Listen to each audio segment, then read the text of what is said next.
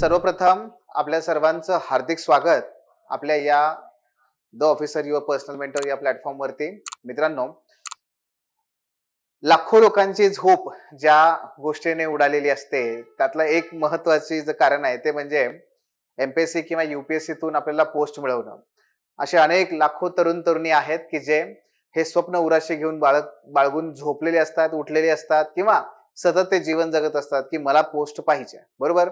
आणि मित्रांनो, आज याच सगळ्या अशा लाखो युवक युवतींसाठी आणि त्याच पद्धतीने आपल्या सर्वांसाठी आपल्याला आज ती चर्चा करायची आहे की हे जे स्वप्न आहे ते वास्तवामध्ये कसं उतरवायचं आहे. ओके, तेव्हा आपण एक वर्षभराचं संपूर्ण या ठिकाणी काही अशा पद्धतीने नियोजन करूयात, अशा पद्धतीने काही महत्वाच्या बाबी चर्चा करूयात की ज्या जनरली टॉपर्स कडून केल्या जातात आणि सर्वसामान्य विद्यार्थी जे कधी यशस्वी होऊ शकत नाहीत, तर ते कोणत्या चुका आहेत की ज्या त्यांना टाळता येत नाहीयेत, आपण त्याच्याविषयी चर्चा करूयात. मित्रांनो, एकूणच माझा जो गेल्या 15 वर्षांचा जो अनुभव आहे त्या अनुभवाच्या आधारावरती आणि ज्या विद्यार्थ्यांना घडवलेला आहे त्या विद्यार्थ्यांच्या अनुभवावरती मला तुम्हाला अत्यंत महत्वाच्या बेसिक टिप्स या ठिकाणी द्यायच्या आहेत. तुमचा फार वेळ घेणार नाहीये, आपण अत्यंत मुद्देसूद आणि अगदी त्या प्रश्नाला थेट हात घालूयात की ते म्हणजे बेसिक्स पासून टॉपर पर्यंत, शून्यापासून शिखरापर्यंत आपल्याला कसं जाता येऊ शकतं. ठीक आहे,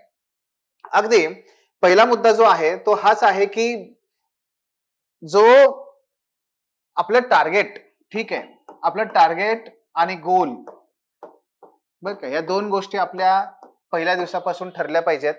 म्हणजे काय हो, ताकाला जायचं आणि भांडं लपवायचं हा प्रकार कधी करायचा नाही. मी विद्यार्थ्यांना नेहमी हे सांगत असतो की हे बघा, जर आपल्याला अधिकारी व्हायचंय ना तर अधिकारी म्हणून जगलं पाहिजे. म्हणजे इन द सेन्स काय, इन द सेन्स हे की बऱ्याच विद्यार्थ्यांना विचारलं ना की अरे तुला काय व्हायचं, तू लाजायला लागतात. नाही म्हणजे सगळ्यांना पोस्टच पाहिजे असते. अरे हो, पण त्यात लाजायचं काय आहे. अगदी निधड्या छातीने आणि मुक्त आणि तेवढ्याच आत्मविश्वासाने आपण सांगितलं पाहिजे की सर मला डीवायएसपी व्हायचंय, मला आयपीएस व्हायचंय, मला आय एस व्हायचंय, मला हे व्हायचंय. अहो, ते ठरलेलं असलं पाहिजे. हे असं झालं बघा, मी निघालो, घराच्या बाहेर पडलो, रस्ता बाहेर राहायचंय, चला आज कुठे जायचंय नाही कुठेतरी जायचंच आहे, बघू चांगलं, सर्वांना जायचंच आहे. अरे पण हो, तू जाणार कुठे? जर मला ते गाव माझं फिक्स नसेल तर मी जाणार कुठे? तसंच आहे. म्हणून माझी जर पोस्ट फिक्स नसेल ना तर मला कुठलीच मिळत नाही. आणि म्हणून एकावरती आपला फोकस करणं गरजेचं आहे. आणि मग त्यासाठी दुसरा मुद्दा येतो टार्गेटचा, तो म्हणजे रँक. किती रँक काढायचे तुला? नाही मला पास व्हायचंय. कधीच पास होत नाही. म्हणजे म्हणजे मला रँक ठरवावी लागेल. बघा, आपल्या तयारीमध्ये ना प्रिसिजन पाहिजे, नेमकेपणा पाहिजे. ते नेमकेपणा असेल तर आणि तरच ते प्राप्त होतं. नेमकेपणा नसेल तर प्राप्त होत नाही. आणि म्हणून ते टार्गेट फिक्स पाहिजे, ते गोल फिक्स पाहिजे. इथपासूनच आपल्याला तयारी सुरू करायची आहे. हा, हे वाक्य तेवढंच बरोबर आहे. बरेच विद्यार्थी काय असतात, सतत ते एका बर्डन खाली जगत असतात. तुम्ही नवखे आहात, तुम्हाला फारसे असून माहित नसेल, पण बऱ्याच विद्यार्थ्यांचं सुरू करण्याच्या अगोदर किंवा सुरू केल्यानंतर एक नेहमीच म्हणणं असतं की सर पण नाही झालं तर, नाही झालं तर काही नाही, हा कुछ न हुआ तो तजुर्बा सही, असं म्हणल्यासारखं आहे. ते काहीच नाही झालं तर तजुर्बा मिळेल, अनुभव येईल आणि आपण आपल्या आयुष्याच्या शिखरामध्ये कुठे जिथे असू तिथे शिखरावर पोहोचू. शेवटी शिखरावरच पोहोचायचंय, मग ते सिव्हिल सर्व्हिसेस मध्ये नाहीतर आपण निवडलेल्या क्षेत्रामध्ये. पण पहिला प्रयत्न आपण हाच केला पाहिजे की जर मी निवडलंय ना तर इथेच मी पहिल्यांदा शिखरावर जाईल, नंतरचा नंतर विचार करू. म्हणून बरेच विद्यार्थी मला हे पण विचारतात की सर सुरू करण्याच्या अगोदर बरेच लोक म्हणतात की प्लॅन बी असला पाहिजे का. मी सांगतो की हे बघ, पहिले 2 अटेम्प्ट देईपर्यंत प्लॅन बी चा विचार करायचाच नाही. माझे पाठीमागे जाण्याचे दोर कापलेले आहेत. जर हे असं माहिती असेल ना आपल्याला की आता नाही मला दुसरा पर्यायच नाहीये, तर मी माझं 100% त्या ठिकाणी द्यायला लागतो आणि मी पुढे जातो.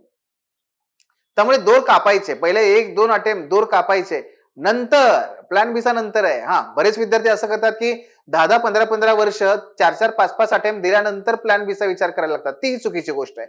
आपल्याला नेहमी मध्यम मार्ग स्वीकारायचा आहे, ना हे टोक ना ते टोक. ठीक आहे, तेव्हा आपण या पद्धतीने पुढे जाऊयात. आणखी एक मुद्दा जो योग्य आहे, जो सगळ्यात महत्वाचा आहे, परीक्षेची सुरुवात किंवा ह्या तयारीची सुरुवात कशी करायची. तर ह्या तयारीची सुरुवात करत असताना थेट बघा, लक्षात घ्या, थेट संदर्भ ग्रंथ पुस्तकांनी करू नका. संदर्भ ग्रंथ जे असतात त्याने तयारी आपल्याला करायची नाही हो. हे संदर्भ ग्रंथ म्हणजे आता बरेच विद्यार्थी काय करतात माहितीये, अभ्यास सुरू करत असताना थेट सुरुवात करतात पॉलिटीने. हे असं करणं म्हणजे त्या लक्ष्मीकांतने हे असं करणं म्हणजे कसं आहे माहितीये का, नुकतंच पोहायला शिकलाय किंवा अजून त्याला पोहायला येतच नाही, डायरेक्ट त्याला समुद्रात ढकलण्यासारखं आहे. आता पोहा अहो असं होत नाही, ते गटांगळा खायला लागतं, ते पुन्हा परत आपल्या किनाऱ्यावरती येऊन पडतं. आलं तर बरं, नाहीतर गेलं तर गेलं. आपली अवस्था तशी होऊ नये. आपल्याला थेट संदर्भ ग्रंथांनी सुरुवात करायची नाहीये. सुरुवात कशी करायची आहे, तर सगळ्यात महत्वाचं आहे ते म्हणजे आपला माइंडसेट. सगळ्यात महत्वाचं जर असेल काही मित्रांनो तर माइंडसेट आहे. ही परीक्षा तुमच्या ज्ञानापेक्षा सुद्धा महत्वाची आहे, तुमच्या कशाची, मानसिक कणखरतेची. 1 वर्ष युपीएससी घेते, एमपीएससी 1.5 वर्ष घेते, हे उगीच नाही ठेवलेलं आहे, त्या पाठीमागे लॉजिक आहे. अधिकारी हा मानसिक दृष्ट्या कणखर असला पाहिजे. ही मानसिक कणखरता तपासण्याचं काम आयोग अगदी अप्रत्यक्षरित्याच करत असतं ह्या सगळ्या प्रोसेस मधून. शेवटपर्यंत इंटरव्ह्यू झाल्यानंतर सुद्धा रिझल्ट येईपर्यंत जो मनाचा निग्रह टिकून ठेवतो तोच विद्यार्थी यशस्वी होतो. पहिल्या दिवसापासून दररोज या परीक्षेची तयारी करणाऱ्या विद्यार्थ्यांना, सिनियर्सना तुम्ही विचारा, कधी कधी असं वाटतं की अरे आज मी होणारच, कधी कधी असं वाटतं का निवडलं हे क्षेत्र, का आलो मी इकडे, हे लक्षात घ्या. सगळ्यात महत्वाचा आहे माइंडसेट. आणि तो माइंडसेट हा पहिला मुद्दा, त्याचा माइंडसेटचा जो पहिला मुद्दा आहे तो म्हणजे ही आपली एक्झाम जी आहे ती मॅरेथॉन आहे बरं का. मॅरेथॉन आहे. 100 मीटर धावायचं नाहीये छाती फुटेपर्यंत नाही, आपल्याला मॅरेथॉन आहे. 42 किलोमीटर धावायचंय. 1.5 वर्ष आपल्याला मेहनत करायची आहे. आणि त्यामुळे इथं स्टॅमिना महत्वाचा आहे, ना की तुम्ही किती जोरात अभ्यास करताय 1 दिवस आणि 6 दिवस झोपताय असं नाही. मॅरेथॉन. सो माइंडसेट सगळ्यात महत्वाचा आहे बरं का. ही परीक्षा तुमच्या बुद्धिमत्तेची नाहीच आहे हो, ही परीक्षा आहे तुमच्या संयमाची. मॅरेथॉन मध्ये संयम गरजेचा आहे, स्टॅमिना गरजेचा आहे. संयम. आजकालच्या जनरेशनचा प्रॉब्लेम सगळ्यात मोठा काय आहे माहितीये, फास्ट फूडची जनरेशन आहे, सगळं काही रील्सची जनरेशन आहे, शॉर्ट्सची जनरेशन आहे. आम्हाला 20 मिनिटाचा व्हिडिओ नकोय, आम्हाला 1 मिनिटात सगळं सांगा. अरे कसं सांगणार, नाही आम्हाला 1 वर्ष थांबायचं नाही, आम्हाला ऑप्शनल, संपवा लवकर, संपवा लवकर करा सर, एवढं होईल का, नाही थांब. होऊ शकतं पण त्यासाठी पण संयमाची गरज आहे. उतावीळ नवरा गुडघ्याला बाशिंग, ठीक आहे, तेवढं गुडघ्याला बाशिंग बांधून थांबायचं नाही, आपल्याला काम करायचंय, सातत्याने काम करायचंय. मुंगीचा आदर्श घ्या, कासवाचा आदर्श घ्या आणि सातत्याने काम करायचंय आपल्याला. आणि म्हणून आपल्या माइंडसेटचे 3 महत्वाचे घटक आहेत, एक चिकाटी, शिस्त आणि स्वतःवरचा विश्वास. आणि ह्या 3 गोष्टी काय, एक चिकाटी, दुसरं शिस्त आणि तिसरं म्हणजे स्वतःवरचा विश्वास. चिकाटी, काही झालं तरी मी सोडणार नाही. पहिले 2 वर्ष मी ठरवलंय डेडलाईन, सर मी 2 वर्ष देणार आहे. आणि त्या 2 वर्षामध्ये मला 10 जणांनी म्हणू दे अरे नाही तुझ्यात, आणि 10 जणांनी म्हणू दे सगळं आहे तुझ्यात, मी लक्ष देणार नाही त्यांच्याकडे, मी माझं काम करत राहणार. जेव्हा जेव्हा मला असं वाटेल की मी तुटलोय, जेव्हा जेव्हा वाटेल की अरे आता थांबलोय, जेव्हा जेव्हा असं वाटेल की नाही नाही आता संपलंय, तेव्हा सुद्धा मी हे सोडणार नाही. मी ठरवलंय मनाशी 2 अटेम्प्ट मी व्यवस्थित देणार, देणार म्हणजे देणार, सोडणार नाही. हा फक्त ते म्हणून चालत नाही, म्हणायचं मी सोडणार नाही आणि पांघरून घेऊन झोपायचं, तसं होत नाही. त्यासाठी प्रयत्नही करावे लागतात, त्यासाठी दररोज शिस्त. आणि शिस्त हाच जो घटक आहे ना, हा तुम्हाला काय करतो माहितीये का, सातत्य टिकून ठेवण्यास मदत करतो. मग ॲटॉमिक हॅबिट नावाचं तुम्ही पुस्तक वाचलं असेल. हॅबिट बघा, हॅबिट जशा असतात तसं तुमचं कॅरेक्टर असतं, आणि जसं तुमचं कॅरेक्टर असतं तसं तुमचं सक्सेस असतं. त्यामुळे हॅबिट डेव्हलप करण्यासाठी गरज असते ती म्हणजे शिस्त, तुमच्या डिसिप्लिनची. So discipline to habit, habit to character, character to success. ही जर्नी आहे, ही लक्षात ठेवा. माइंडसेटवर काम करा. आणि दररोज जर तुम्ही या पद्धतीने काम करत गेलात ना, तर ऑटोमॅटिक चिकाटीमुळे, शिस्तीमुळे तुमचा विश्वास तुमच्यावरती निर्माण होतो. आणि स्वतःला हे मग सांगण्याची गरज लागत नाही, पण तरी सांगा, ते म्हणजे हे शक्य आहे, दिस इज पॉसिबल. हे शक्य आहे. हा हे शक्य आहे, माझ्यासारख्यांनीच केलंय, मग मी का नाही करायचं, माझ्यासारख्यांनीच केलेलं आहे, मी का नाही करायचं. नंतर पहिले 30 दिवस आपल्या पायाभरणीचे, सुरुवात कशी करणार, ज्यांनी ऑलरेडी केलेली आहे त्यांनी तपासून बघा असंच केलंय का, ज्यांनी नाही केली त्यांच्यासाठी चांगली गोष्ट आहे. कोणती, नंबर 1 ते म्हणजे अभ्यासक्रम, सिलेबस. म्हणजे होतं काय की सिलेबस जो आहे, 6 महिन्यानंतर जेव्हा मी विद्यार्थ्याला विचारतो, 1 वर्षानंतर जेव्हा मी विद्यार्थ्याला विचारतो तुला सिलेबस पाठ आहे का, त्याचं उत्तर काय असतं माहितीये? 99% विद्यार्थ्यांचं उत्तर असतं, सर माहिती आहे. मी प्रश्न विचारलाय पाठ आहे का? तो म्हणतो नाही माहिती आहे. का? कारण त्याने पाठ केलेलाच नसतो. मग त्याचा पहिला प्रश्न हा पडतो, आपण का पाठ करायचा? अरे सिलेबस म्हणजे तुझ्यासाठीचं संविधान आहे. जसं आपल्या देशाचा चालवण्यासाठी, देश चालवण्यासाठी आपलं जसं संविधान आहे, त्या संविधानाला समोर ठेवूनच प्रत्येक जण आपण काम करतो. तशा पद्धतीने अभ्यास करत असताना सदैव सदैव सदैव माझ्या समोर माझा सिलेबस असला पाहिजे. सिलेबसमुळे काय होतं? तर मित्रांनो, सिलेबस हा का वाचायचा? म्हणजे सिलेबसच्या माध्यमातून आपल्याला काय फायदा होतो, नाही का? सो सिलेबस वाचणं हे फार महत्वाचं आहे. पहिलं, काय येतं याच्यापेक्षा काही नाहीये माझ्या सिलेबसला. मला काय करायचं नाही अहो हे कळणं गरजेचं आहे. कारण आज तुम्ही इतक्या इन्फॉर्मेशनच्या महास्फोटामध्ये जगताय ना, आज तुम्हाला अडचण काय मिळवायचंय बरं का, याच्यापेक्षा काय दूर करायचंय हे फार मोठं आव्हान आहे. टेलिग्रामवर गेलं, प्रचंड त्या ठिकाणी माहिती आहे. युट्यूबवर गेलं, प्रचंड माहिती आहे. बरेचसे विद्यार्थी तर आयुष्यामध्ये कलेक्टर कधी होत नाहीत, फक्त मटेरियल कलेक्टर मात्र नक्की होतात. मटेरियल कलेक्टर, माझ्याकडे एवढ्या पीडीएफ आहेत, एवढे पुस्तक आहेत, हे ते, डोक्यात मात्र काहीच नाहीये, सगळा भुगा, काही नाही, आम्हाला याचा काही उपयोग होत नाही. आणि त्यामुळे आपलं संविधान म्हणजे आपला सिलेबस आहे, आणि आपला सिलेबस आपला पाठ पाहिजे. त्यातला प्रत्येक वर्ड हा कीवर्ड आहे. आपल्या उत्तरात तो येतो. आपल्या उत्तरामध्ये आला की आपलं उत्तर प्रभावी बनतंय, इतरांपेक्षा चांगलं. आणि तिसरा मुद्दा, आपला सिलेबस आपल्याला पाठ असेल तर डेफिनेटली आपल्याला इंटरलिंकिंग करायला जमतं. मग आपले डायमेन्शन्स वाढतात आणि उत्तरामध्ये आपल्या डायमेन्शन्स पाहिजेत.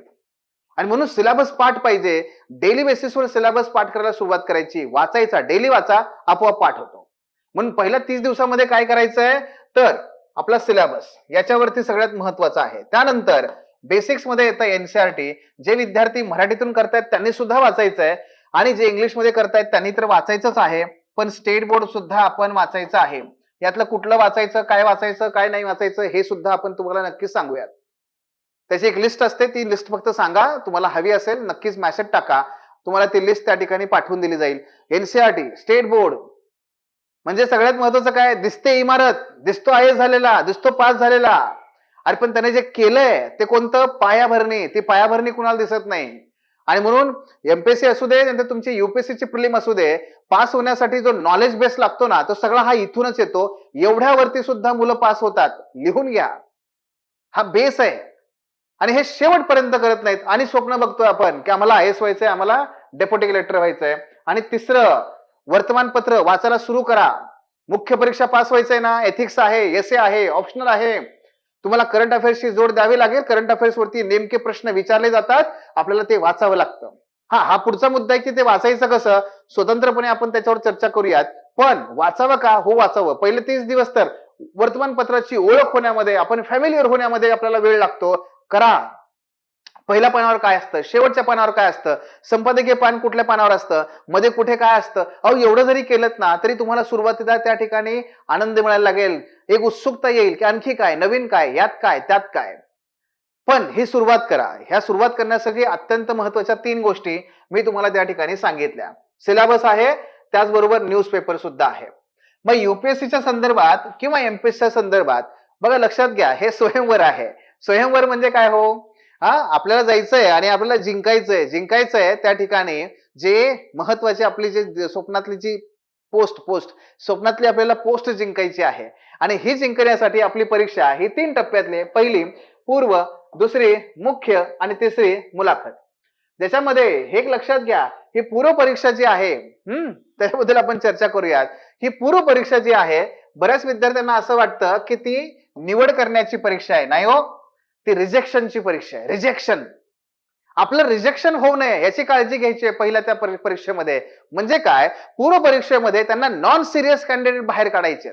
फरक आहे, पूर्व परीक्षेमध्ये त्यांना रिजेक्ट करायचे असतात, मुख्य परीक्षेत आणि मुलाखतीमध्ये त्यांना घ्यायचं असतं. हा फरक आहे, हा लक्षात घ्या. मग रिजेक्शन, आपलं रिजेक्शन होऊ नये याची काळजी घेण्यासाठी आपण काय आहे, ती पूर्व परीक्षा उत्तीर्ण होणं गरजेचं आहे. आणि म्हणून निवड करणं नाही तर रिजेक्शन. आणि यासाठी कौशल्य कुठलं आवश्यक आहे आपल्याला, ज्ञानी, एखाद्या विषयातला तज्ञता बिलकुल नाही. आपल्याला गरजेचं काय आहे, योग्य पर्याय ओळखायला शिकायचं आहे. आणि त्यासाठी 3 कौशल्य महत्वाचे आहेत, तंत्र महत्वाचे आहेत. एक, कॉन्सेप्ट महत्वाचे आहे, गाळण्याची पद्धत महत्वाची आहे, आणि सामान्य ज्ञान महत्वाचं आहे. यातलं सगळ्यात महत्वाचं जर कोणतं असेल तर मित्रांनो हे सामान्य ज्ञान आहे. बघा लक्षात घ्या, काल परवाच आपल्याकडे एक विद्यार्थी येऊन गेले, ज्यांचं आता नुकतंच ते अनुसूचित जातीमधून जाती प्रवर्गामधून महाराष्ट्रात ते पहिले आलेले आहेत 2024च्या राज्यसभेमध्ये. बुद्धिवान आणि बुद्धिवान जे आहे सध्या ते निखाडे, बुद्धिवान निखाडे म्हणून आहेत आणि ते सध्या आता ऑलरेडी ते बीडीओ म्हणून काम करतायत आणि उद्या त्यांना डीवायएसपी सुद्धा मिळेल. मित्रांनो, जेव्हा आम्ही चर्चा करत होतो ती चर्चा करत असताना मी त्यांना हा प्रश्न विचारला की काय वाटतं, इतक्यापर्यंतचा प्रवास आपण केलाय आणि आता आपण यशस्वी आहोत, काय वाटतं की यशस्वी असणारे विद्यार्थी आणि अयशस्वी विद्यार्थ्यांमध्ये सगळ्यात मोठा फरक काय असेल? त्यांचं उत्तर काय होतं माहितीये? 2 शब्दातलं होतं आणि सर ते उत्तर म्हणजे कॉमन सेन्स. Common sense. बघा किती सुंदर उत्तर आहे सर, कॉमन सेन्स. मी म्हणलं जर थोडंसं सांगा स्पष्ट करून. ते म्हणाले कॉमन सेन्स म्हणजे काय की सर बघा, ह्या सगळ्या पोस्ट ज्या आहेत, अगदी डेप्युटी कलेक्टर असू दे, डीवायएसपी असू दे किंवा तहसीलदार असू दे किंवा बीडीओ असू दे, तिकडे आयएएस असू दे, आयपीएस असू दे, आयएफएस असू दे किंवा पोस्टल सर्व्हिस असू दे, सर ह्या सगळ्या पोस्ट ज्या पोस्ट आहेत ना, ह्या जनरलिस्ट पोस्ट आहेत. म्हणजे इथं स्पेशलायझेशनची गरज नाहीये. म्हणजे इथे तुम्हाला एका विषयावरती फक्त कमांड मिळवायची नाहीये, तुम्हाला इंग्रजीचा प्रोफेसर बनायचं नाहीये, तुम्हाला इलेक्ट्रिकल इंजिनियर होऊन तुम्हाला कुठे अभियंता म्हणून काम करायचं नाहीये, तुम्हाला सगळ्या विषयातलं थोडं थोडं ज्ञान पाहिजे. म्हणजेच काय, पद जनरलिस्ट आहेत ना, पद जनरल आहेत ना, मग जनरल पदांकरता त्यांनी जनरल सिलेबस दिलाय आणि त्यांनी अपेक्षा ही ठेवली आहे की प्रत्येक जनरल सिलेबस मधल्या प्रत्येक विषयाचं तुम्हाला फक्त कॉमन सेन्सने जेवढं नॉलेज असायला पाहिजे तेवढं असायला हवं. बस एवढं करा, बस झालं. एवढं तुम्ही केलं ना तरी तुम्ही सर यशस्वी होता. मुलांची चूक काय होते, एका विषयामध्ये ते तज्ञ बनतात. नाही, आपल्याला एका विषयात तज्ञ बनायचं नाहीये. सर्व विषयामध्ये आपल्याला एका सुपरफिशियल, बेसिक आणि सुपरफिशियल लेवलवरती जाऊन अभ्यास करायचंय, ज्ञान मिळवायचंय. कॉमन सेन्सने अभ्यास करा, ऑटोमॅटिक क्युरिओसिटी जागी होते. क्युरिओसिटी जागी झाली की आपण पास होतो. आणि त्यांनी पुढे उदाहरण पण सांगितलं. आपल्या प्रत्येकाच्या हातामध्ये मोबाईल आहे, पण तुमच्यापैकी किती जणांना हा प्रश्न पडलाय की हा मोबाईल काम कसा करतो? कसा करतो? मी इथं बोललो की तिथे कसं ऐकू जातं? मोठ्याने ओरडलं तर ऐकू जातं का? नाही जात. मग मोबाईल हातात घेतल्यानंतर मोबाईलमुळे कसं काय ते होतं? मग तुम्ही म्हणाल की सर ते टॉवर असतात, पण टॉवर मध्ये जी रेंज असते, लेंथ असतात, ती वेव्हलेंथ जी आहे ती शॉर्ट वेव्हलेंथ आहे, हा हाय फ्रिक्वेन्सी आहे, लो फ्रिक्वेन्सी आहे, नक्की काय आहे? कसं काम करतं ते मोबाईल आणि कशा पद्धतीने? तसंच आपल्या मोबाईलमध्ये कंटिन्युअस काम करणारा जीपीएस ट्रॅकर असतो. हा जीपीएस तो कसा काम करतो? आहे का नाही? छोट्या छोट्या गोष्टी. आणि हे विचारलेलं आहे, हे युपीएससीने विचारलंय, एमपीएससीने विचारले हो. अगदी मी माझ्या बऱ्याच विद्यार्थ्यांना हा प्रश्न विचारत असतो जेव्हा ते न्यूज पेपर माझ्याकडे घेऊन येतात वगैरे वगैरे, किंवा प्रिलिमची तयारी झाल्यानंतर, प्रिलिम नाही झाल्यानंतर विचारत असतो मी की कॉमन सेन्स कसं आहे बघा. हिंदू असू दे, तुमचा लोकसत्ता असू दे, कुठलाही न्यूजपेपर असू दे, त्याच्यामध्ये एक तुम्हाला वाचायचं आहे करंट अफेअर्स आणि ह्या सगळ्या गोष्टींसाठी. पण मध्येच मी त्यांना प्रश्न विचारला एका विद्यार्थ्याला, त्याला म्हटलं अरे तुला प्रिलिम्सची नाही निघाली, बरोबर आहे, हा ठीक आहे. अरे मला सांग, CMYK नावाची टेक्नॉलॉजी आहे बघ, ही कुठे वापरली जाते? तो काय म्हणला, कुठली सर? CMYK. हा कुठली? CMYK नावाची ही टेक्नॉलॉजी कुठे वापरतात? हे युपीएससीने विचारून झालंय. तो म्हणला नाही सर, हे काही माहित नाही, म्हणजे अशी माहित नाही, म्हणजे कधी वाचलं नाही मी असं. नाही वाचलं? जरा न्यूजपेपर आणीकडे आणला, न्यूजपेपर आणला, कुठलाही न्यूजपेपर आणला. त्याच्या अगदी शेवटी, पानाच्या अगदी शेवटी ना yellow colour, red colour, dot असे कलर्स असतात, डॉट डॉट असतात त्या ठिकाणी, आणि तिथे लिहिलेलं असतं CMYK. हे CMYK टेक्नॉलॉजी ही प्रिंटिंग प्रेस मध्ये वापरतात. हे कुठे वाचायचंय? वाचायचं नाहीये. जनरल क्युरिओसिटी आहे. पेपर जर बघितला व्यवस्थित तरी तुम्हाला तिथे ते दिसून येतं. मित्रांनो, या पद्धतीने आपल्याला अभ्यास करायचा आहे, हे लक्षात घ्या. आणि कॉमन सेन्स, हा कॉन्सेप्च्युअल क्लॅरिटी हे आपल्याकडे असलं पाहिजे. एका विषयात आपल्याला तज्ञ व्हायचं नाहीये. त्यानंतर मुख्य परीक्षा सगळ्यात महत्वाचं आहे. मी आता म्हणल्याप्रमाणे स्पेशालिस्ट व्हायचंय का? बिलकुल नाही. आपल्याला जनरलिस्ट व्हायचंय. जनरलिस्ट व्हायचंय. एसे मध्ये पुस्तकी ज्ञान नको, तुमच्या विचारांचा त्यांना तपासायचं आहे, तुमच्या विचारांचा ओघ आणि तुमच्या विचारांची खोली. आणि आणखी तेवढाच महत्वाचा एथिक्स, GS4. एक अधिकारी म्हणून तुम्ही कसं काम करणार तो त्यांना दृष्टिकोन पाहायचा आहे. मी सोपं करून सांगतो. GS पेपर 1, पेपर 2 आणि पेपर 3 या तिन्ही मध्ये तुम्हाला काय पाहिजे? एक सर्वसामान्य व्यक्तीला जे ज्ञान असतं ना, त्या सर्वसामान्य व्यक्तीप्रमाणे तुम्हाला हे ज्ञान पाहिजे. जनरलिस्ट ज्ञान पाहिजे. त्यानंतर पेपर 4 याच्यामध्ये तुमची जी नैतिकता आहे ती तपासली जाते आणि म्हणून सदैव मनामध्ये चांगुलपणा बाळगा आणि चांगुलपणा तो पाझरू द्या. ऑटोमॅटिक तुमच्या उत्तरामध्ये सुद्धा तो चांगुलपणा निघणार आहे आणि त्यांना ते पाहिजे की हा विद्यार्थी चांगला आहे का बाबा हा. आणि त्याचबरोबर तुमचा एसे पेपर ज्याच्यामध्ये निबंधामध्ये तुम्हाला काय करायचंय तर तुमच्या विचारांची जी कल्पना शक्ती आहे ती कल्पना शक्ती त्यांना तपासायची आहे. त्याचबरोबर तुमच्या विचारांची खोली त्यांना तपासायची आहे आणि तुम्ही किती नाविन्यपूर्ण विचार करू शकता ती नाविन्यपूर्ण विचार तुम्हाला त्यांना तपासायचे आहेत. अशा पद्धतीने आपल्याला जीएस मध्ये या स्वरूपात काम करायचंय. डेफिनेटली आपण पुढे जातोय, डेफिनेटली आपण त्या यशापर्यंत पोहोचतोय. हे तेवढंच महत्वाचं आहे बरं का. ऑप्शनल बद्दल आपण चर्चा करूयातच. जसं की ऑप्शनलची निवड, ट्रेंड ह्या टॉपरने घेतला त्या टॉपरने घेतला म्हणून आपण निवडला नाही. ऑप्शनलची निवड सगळ्यात महत्वाचं आहे. तुम्हाला काय वाटतं? तुम्हाला त्या ऑप्शनल सोबत पुढचे 1-2 वर्ष अभ्यास करायचा आहे आणि म्हणून जो तुम्हाला आवडतो ज्याच्यामध्ये तुम्हाला इंटरेस्ट आहे अशाच प्रकारचा ऑप्शनल निवडला पाहिजे. ना की पेपर 2 माझा सोपा आहे मला अभ्यास करावा लागणार नाही म्हणून मी पॉल सायन्स घेणं, नाही आणखी बऱ्याच जणांनी घेतलं ना पॉल सायन्स म्हणून पॉल सायन्स घेणं हे अत्यंत चुकीचं आहे. तो पॉल सायन्स किंवा आणखी कुठला विषय असू दे, तो सोशियोलॉजी असू दे, अँथ्रोपॉलॉजी असू दे, हिस्ट्री असू दे, ह्याने घेतला म्हणून तसा घ्यायचा नाही. आपण आपल्या पद्धतीने त्याच्यावरती काही निकष ठरवणं गरजेचं आहे की मला हा आवडतो का, हा त्यातला पहिला सगळ्यात महत्वाचा निकष आहे. दुसरा निकष असतो मला याचा जीएस मध्ये उपयोग होतोय का, आणि तिसरा निकष आहे याच्या संदर्भात काही मटेरियल आणि व्यक्ती अवेलेबल आहे का. जर ह्या गोष्टी जमून आल्या ना तर तुम्हाला मग गरज पडत नाही, मग तुम्ही तो निवडा, तुम्ही निश्चितपणे त्यात पुढे जाल. पण ह्याची चूक करायची नाही कारण ऑप्शनलची निवड म्हणजे जोडीदाराची निवड करण्यासारखं आहे. जोडीदाराची निवड चुकली की आयुष्यभर पश्चाताप करणं हा जसा भाग येतो तसं ऑप्शनल निवडायचा चुकला की आपल्याला पुन्हा इथं सुद्धा जन्मभर पश्चाताप करावा लागतो आणि म्हणून याच्यामध्ये काळजी घेणं अत्यंत महत्वाचं आहे. हा तो तेवढाच महत्वाचा आहे. मुलाखत म्हणजे आतापर्यंत आपण युपीएससीचा विचार केला ना तर मुलं युपीएससीचे नेहमी मुलाखतीला महत्व देतात बरं का. पण एमपीएससीची मुलं आतापर्यंत महत्व द्यायचं नाहीत कारण 100 मार्कांची फक्त मुलाखत होती. आता मात्र किती आहे 275 मार्काला आपल्याला त्या ठिकाणी ही मुलाखत आहे आणि अत्यंत महत्वाची भूमिका तो निभावणार आहे. मेक ऑर ब्रेक आहे. मेन्सला किती मार्क पडले याच्या बरोबरीनेच मुलाखतीत मला किती मार्क्स पडले हे सुद्धा तेवढंच महत्वाचं आहे. आणि म्हणून मित्रांनो पहिल्या दिवसापासून आपल्या व्यक्तिमत्वाला तिथे छन्नी करण्याचं काम सुरू करा, त्याला घडवण्याचं काम सुरू करा. मुलाखत हा आपला सगळ्यात महत्वाचा मुद्दा आहे आणि या मुलाखतीमध्ये तुमचं व्यक्तिमत्व तपासलं जाईल, तुमचं ज्ञान नाही. हे पण लक्षात घ्या. आता हे बदलेल सगळं आणि हा जो बदल आहे तो स्वीकारा, पहिल्या दिवसापासून स्वीकारा. त्या 275 मार्कासाठी आजपासून तयारी करा. फार काही तयारी करण्याची गरज नसते. ज्ञानापेक्षा तुमचा प्रामाणिकपणा, तुमचा आत्मविश्वास, निर्णय घेण्याची क्षमता आणि सगळ्यात महत्वाचं बरं का ते सगळ्यात महत्वाचं काय असेल तर तुमचा प्रामाणिकपणा. म्हणून म्हणलं ना मी मगाशी एथिक्स मध्ये तुम्हाला खूप चांगले गुण मिळवायचे आहेत, चांगुलपणा पाहिजे. सिद्धार्थ आपला जो विद्यार्थी आहे तो आज आयपीएस म्हणून काम करतोय. ज्या वर्षी त्याचं 2022च्या परीक्षेमध्ये त्याचं सिलेक्शन झालं त्या परीक्षेमध्ये एथिक्सचा पेपर हा प्रचंड लेंदी होता आणि प्रचंड अवघडही होता. मी त्याला प्रश्न असा विचारला की अरे म्हणलं सिद्धार्थ तुला ह्या पेपरमध्ये चांगले गुण कसे काही मिळाले. तसं एकच उत्तर होतं, सर इतरांप्रमाणे मला सुद्धा हा पेपर पूर्णपणे अवघड वाटला पण मला एक माहिती होतं की हा पेपर ज्ञानाची नाही तर माझ्या आतल्या बाबीची, माझ्या आतल्या आवाजाची, कॉन्सायन्सची माझी त्याची तपासणी करणार आहे तो.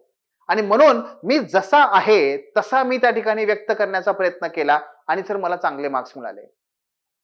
कारण मित्रांनो तो पेपरच तुमचा आतला जो चांगुलपणा आहे ना तो तपासण्याचं काम करतो.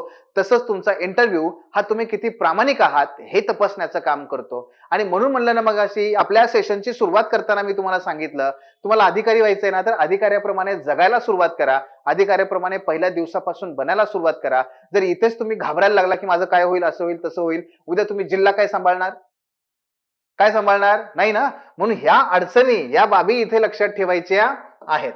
काही कौशल्य, ज्या कौशल्याविषयी कोणी तुम्हाला सांगत नाही, पहिल्या दिवसापासून ह्या कौशल्यांचा विकास करा, ऑटोमॅटिक यश मिळेल. फक्त वाचनातून नोट्स काढून यश मिळत नाही. पहिलं सगळ्यात महत्वाचं वाचनाचं आणि आकलनाचं.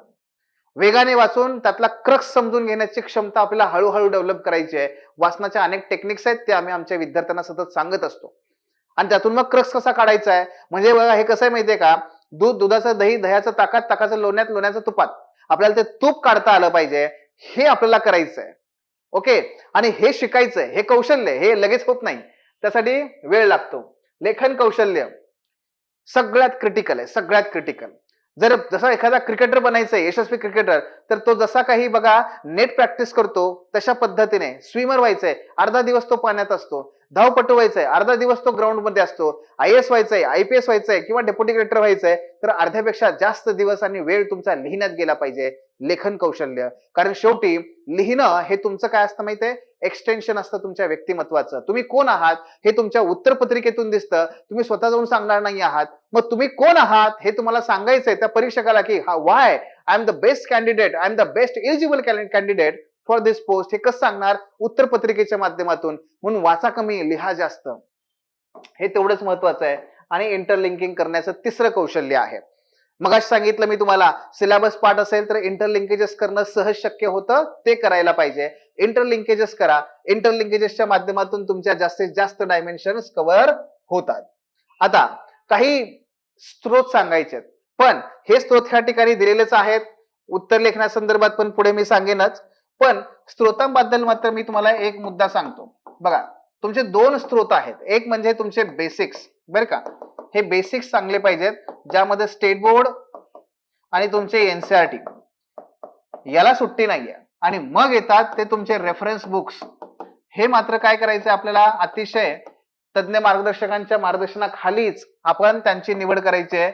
आणि प्रत्येक विषयाला फक्त एक एक एक एक एक प्रत्येक विषयाला एक बेसिक बुक आपल्याला निवडायचंय, त्याच्यावरती जास्तीत जास्त आपल्याला विचार करायचा, अभ्यास करायचा आहे. हे बघा, मी तुम्हाला लायब्ररी करा म्हणून सांगणार नाहीये. मोजकी पुस्तकं घ्या आणि त्या मोजक्या पुस्तकावरती जास्तीत जास्त पारायण करा, कोळून प्या आणि यशस्वी व्हा. स्त्रोतांच्या बाबतीमध्ये तुमच्या समोर सगळ्यात मोठी अडचण काय आहे, आज तुम्हाला प्रत्येक गोष्ट tip of the finger available आहे. हो, ही अडचण आहे. म्हणजे काय, म्हणजे हे की तुमच्याकडे इन्फॉर्मेशन आहे, तुम्हाला ते नॉलेज मध्ये कन्वर्ट करायचंय आणि नॉलेज मधून तुम्हाला विजडम डेव्हलप करायचंय, माहितीचं रूपांतर ज्ञानात करायचंय, ज्ञानाचं रूपांतर शहाणपणामध्ये करायचंय.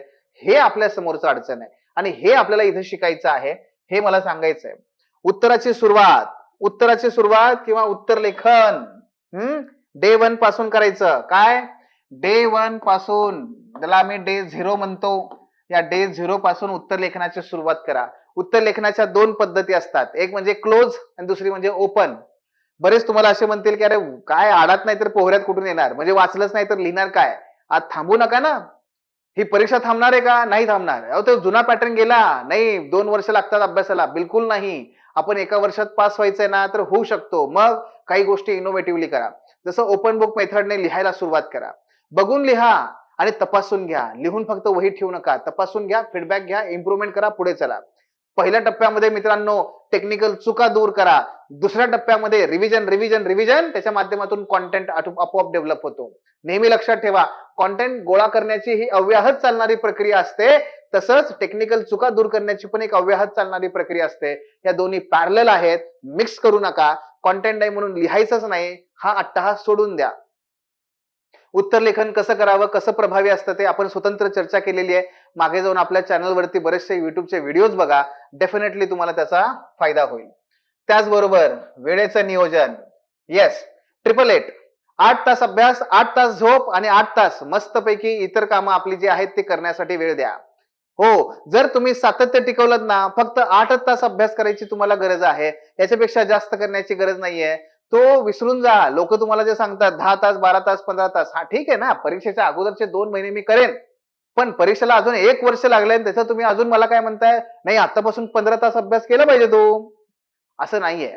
8 तास छान अभ्यास करा, प्रोडक्टिव्हिटी हायेस्ट असू द्या, बस.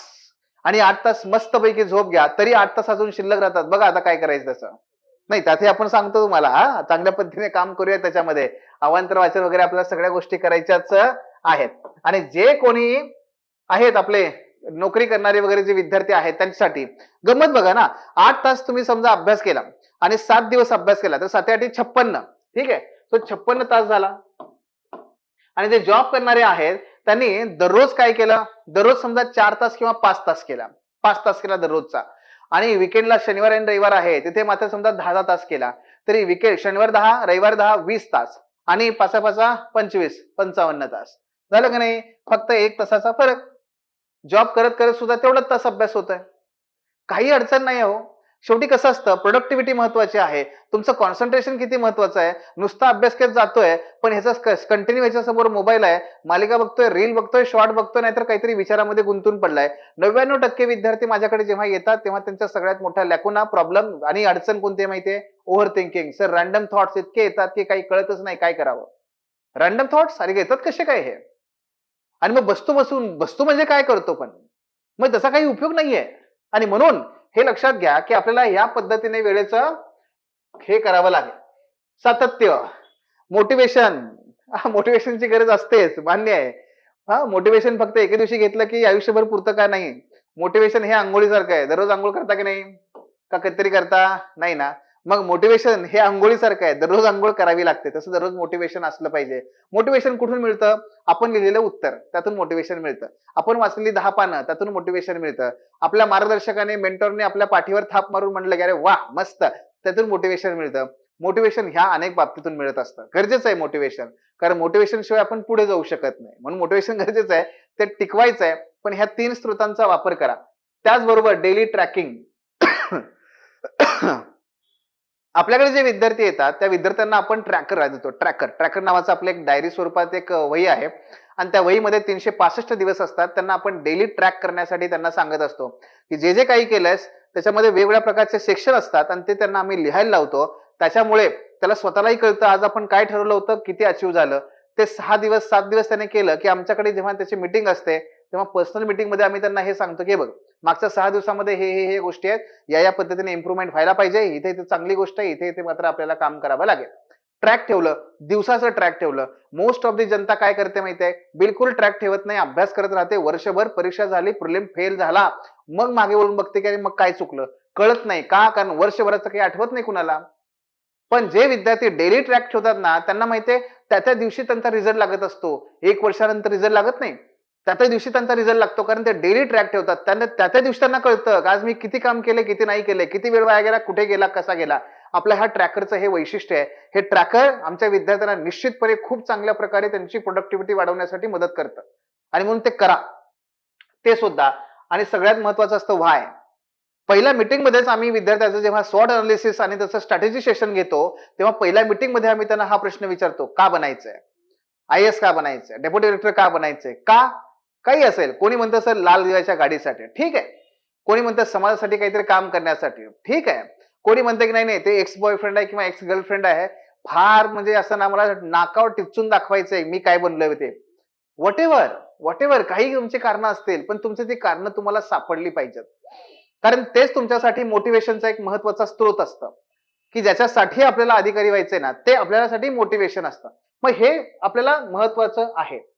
आणि बऱ्याच वेळेस विद्यार्थ्यांचा आणखी एक प्रॉब्लेम असतो, सर अभ्यास करतो होतो पण एक दिवस असा येतो ना की काहीच करावंच वाटत नाही, मग त्या दिवशी फार असं उदासपणा होतं, आणि तो दिवस गेला मग दुसऱ्या दिवशी टेन्शन घेतो, तो पण जातो. नाही, 15 20 30 अशा महिन्यानंतर मित्रांनो काय होतं, एखादा ब्रेक आपण घेणं गरजेचं असतं. तो ब्रेक घ्यायलाच पाहिजे, कारण शेवटी नाही म्हणलं तरी आपण काय बघा, हा काही गोष्टी असतात की जिथे आपल्याला विश्रांतीची आवश्यकता असते, बरं का. आणि म्हणून काही गोष्टी सांगतो, जसं की बघा डूज आहेत आणि काही डोंट्स आहेत, काही डूज आहेत आणि काही डोंट्स आहेत. डूज कुठल्या गोष्टी ज्या आपण आता सांगितल्या त्या, आत्मविश्वास, mindset, basics, syllabus, PYQ analysis हे डूज मध्ये येतं. डोंट मध्ये काय येतं, स्वतःकडून खूप अपेक्षा बिलकुल ठेवायच्या नाही, इतरांकडून खूप अपेक्षा बिलकुल ठेवायच्या नाहीयेत. फक्त एका विषयात तज्ञता, 6 महिने फक्त हिस्ट्री करतोय, बिलकुल करायचं नाहीये. नोट्स न काढणं, उत्तर लिखाण न करणं हे चूक आहे, हे करू नका, हे टाळा, हे करणं गरजेचं आहे. आणखी एक महत्वाचं, आरोग्याकडे दुर्लक्ष करणं हे चुकीचं आहे, हे टाळा. या गोष्टी मित्रांनो लक्षात ठेवा. स्वतःचं जे मानसिक स्थैर्य आहे ते सुद्धा तेवढंच महत्वाचं आहे. 1 वर्षाचा रोडमॅप जर आपण लक्षात घेतला तर आपल्याला काय करायचंय, सगळ्यात महत्वाचं बेसिक्स आहे. त्यानंतर पुढे आपल्याला ऍडव्हान्स म्हणजे रेफरन्स बुक्स वगैरे त्याकडे जायचंय, ऍडव्हान्स स्टेजकडे. ठीक आहे. आणि त्यानंतर आपल्याला रिव्हिजनच्या स्टेजला पण जायचं आहे. जर आपण बघितलं आता तर बेसिक्स आणि ऍडव्हान्स हे आपल्याला एकत्र करणं गरजेचं आहे विषयानुसार. मग ते कसं करणार, तर आत्ताचा हा जो डिसेंबर आहे ते डिसेंबर 25 बर का ते फेब्रुवारी 26 हा आपला मुख्य परीक्षेचे किमान महत्वाचे 3 विषय यात कव्हर झाले पाहिजेत बर का. डिसेंबर, जानेवारी आणि फेब्रुवारी.